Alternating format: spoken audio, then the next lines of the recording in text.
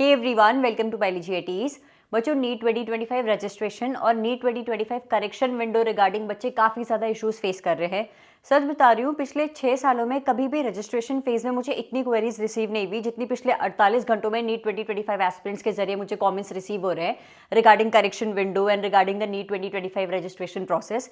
अब क्योंकि आज 7 मार्च रात 11:50 last date and last time है नीट 2025 रजिस्ट्रेशन प्रोसेस कंप्लीट करने के लिए, तो बच्चे काफ़ी ज़्यादा इश्यूज फेस कर रहे हैं। अब भाई हज़ारों लाखों बच्चों की अभी रजिस्ट्रेशन प्रोसेस कंप्लीट नहीं हुई है, तो बहुत जाहिर सी बात है कि एक ही वेबसाइट पर जब लाखों बच्चे जुटे हुए होंगे तो सर्वर इशू की प्रॉब्लम होना बहुत ज्यादा जाहिर है। इस केस में क्या करना है, मैं तो बस यही सलाह करूंगी कि अभी आप कुछ मिनट्स के गैप में ट्राई करते रहो। अगर आपको लग रहा है कि आपके घर में नेटवर्क की थोड़ी प्रॉब्लम चल रही है, आप साइबर कैफे जाकर अपलोड कर दो। और सबसे पहले डॉक्यूमेंट्स अपलोड करने में जितने भी बच्चे दिक्कत फेस कर रहे हैं, डॉक्यूमेंट्स का आप देख लेना साइज रेंज ठीक है। जितना केबी में एनटीए ने मेंशन किया हुआ है कि आपके फाइल्स की साइज होना चाहिए, उतना साइज में है। जो फाइल को रीनेम करने का फॉर्मेट एनटीए ने दिया है, क्या उसी तरीके से रीनेम करते हुए आप अपनी फाइल को अपलोड कर रहे हो? दूसरी चीज, NTA frequently public notices release कर रहा है। एक पब्लिक नोटिस 1 मार्च को भी रिलीज हुआ था, एक कल 6 मार्च को भी रिलीज हुआ कि फटाफट नीट 2025 की रजिस्ट्रेशन प्रोसेस कंप्लीट कर दो। 7 March is the last date for registration. अब करेक्शन विंडो के लिए भी नोटिस आ गया है। कल ही एक नोटिस रिलीज हुआ था जहां पर ये बताया गया है कि सिर्फ लिमिटेड ऑप्शंस में ही करेक्शन करना अलाउड है। जिन बच्चों को नहीं पता है, कल एनटीए की ऑफिशियल वेबसाइट पर correction window regarding public notice release हो गया है कि 9 से 11 मार्च तक आप लोग करेक्शंस कर सकते हैं, लेकिन सिर्फ लिमिटेड फील्ड्स में ही अलाउड है। लेकिन अब जैसे ये नोटिस रिलीज हुआ, बच्चे ये भी दिक्कत फेस कर रहे हैं कि दी हमें तो लगा था इनके अलावा बाकी सारे ऑप्शंस में भी करेक्शन अलाउड होंगे। तो अभी भी एनटीए ने नोटिस में हालांकि सिर्फ लिमिटेड ऑप्शंस ही मेंशन करे हुए हैं करेक्ट करने के लिए, लेकिन एक बार जब 9 मार्च को करेक्शन विंडो ओपन हो जाती है तभी हमें एग्जैक्टली पता चल पाएगा कि और सारे फील्ड्स में भी करेक्शन अलाउड हो रहा है या फिर नहीं, है ना। तो जिन बच्चों को ये डाउट आ रहा है कि दी इसके अलावा बाकी सारे इश्यूज हैं हमारे, जैसे हमने फोटो अपलोड कर दी है लेकिन date of taking the photograph की जगह डेट ऑफ बर्थ अपलोड कर दी, फोटो के साथ जो अपना नाम मेंशन किया वो नाम की स्पेलिंग गलत कर दी, मम्मी पापा के नाम की स्पेलिंग में गलत किया हुआ है, वो सभी करेक्शंस अलाउड होंगे या फिर नहीं बच्चों, ये तो तभी पता चल पाएगा जब 9 मार्च को आपकी करेक्शन विंडो ओपन होगी। तो फिलहाल के लिए इस चीज को लेकर तो हम श्योर हैं कि ये सभी सेक्शंस आप एडिट कर सकते हैं। रिगार्डिंग द अदर फील्ड्स, उनके बारे में हमें 9 मार्च को ही पता चलेगा बच्चों। और हाँ, मीडियम ऑफ क्वेश्चन पेपर के रिगार्डिंग मुझे तुम्हें एक बहुत इंपॉर्टेंट अपडेट देनी थी। आप में से काफी बच्चे इस चीज को लेकर प्रॉब्लम फेस कर रहे हैं। एनटीए ने इंफॉर्मेशन बुलेटिन में क्लियरली मेंशन किया हुआ है कि अगर आप मीडियम ऑफ एग्जामिनेशन में इंग्लिश सेलेक्ट करते हैं तो आप लोगों के नीट का पेपर में आप लोगों को सिर्फ इंग्लिश में क्वेश्चंस दिखेंगे, इंग्लिश लैंग्वेज में ही सारे क्वेश्चंस दिखेंगे। लेकिन अगर आप लोग हिंदी लैंग्वेज सेलेक्ट करते हैं, सपोज मैंने सेलेक्ट कर दिया कि मैं नीट का पेपर हिंदी में देना चाहता हूं, तो मेरे पास जो क्वेश्चन पेपर रिसीव होगा उसमें मुझे क्वेश्चंस हिंदी और इंग्लिश दोनों में मिलेंगे।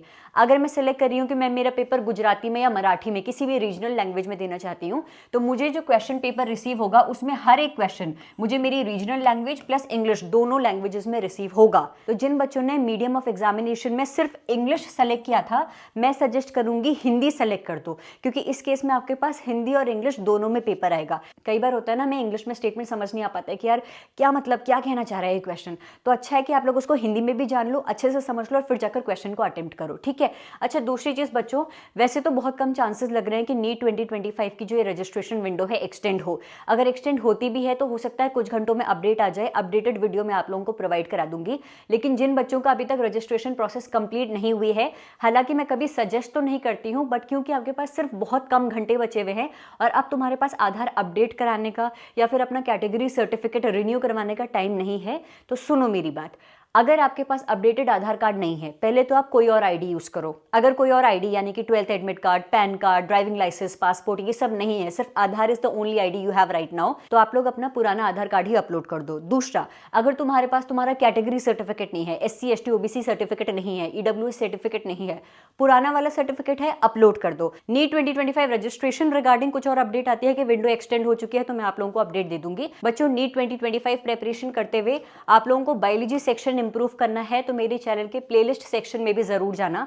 हर एक यूनिट का क्विक रिवीजन करने के लिए मेरी नीट बायोलॉजी यूनिट वाइज जो मैंने प्लेलिस्ट अपलोड करी हुई है, हर एक यूनिट का क्विक रिवीजन आप लोग इन प्लेलिस्ट के जरिए कर सकते हैं।